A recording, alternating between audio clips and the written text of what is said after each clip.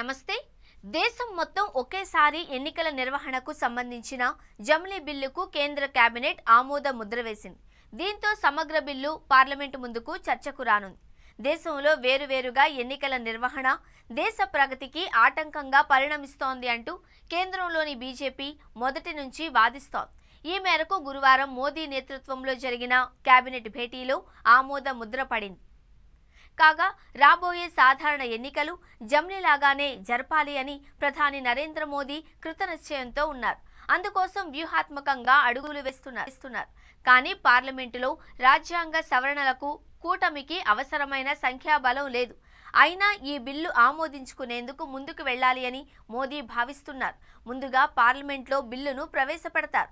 గతంలోనే Kovind committee సిఫార్సులకు cabinet ఆమోదం తెలిపింది. కోవింద్ నేతృత్వంలోని అత్యున్నత స్థాయి కమిటీ 18,626 పేజీల ఈ నివేదికను రాష్ట్రపతి ద్రౌపది ముర్ముకు సమర్పించింది. 2023 సెప్టెంబర్ 2న ఈ నివేదిక రూపకల్పనకు శ్రీకారం చుట్టారు. పలువురు నిపుణుల సారథ్యంలో 191 రోజుల కసరత్తు అనంతరం ఈ నివేదికను పూర్తి చేశారు. తొలి దశలో లోక్సభ, అసెంబ్లీ ఎన్నికలు ఒకేసారి నిర్వహించాలి అని, తరువాతి 100 రోజుల్లో రెండో దశలో స్థానిక సంస్థల ఎన్నికలు నిర్వహించాలి అని కోవింద్ కమిటీ ఈ నివేదికలో సిఫార్సు చేసింది.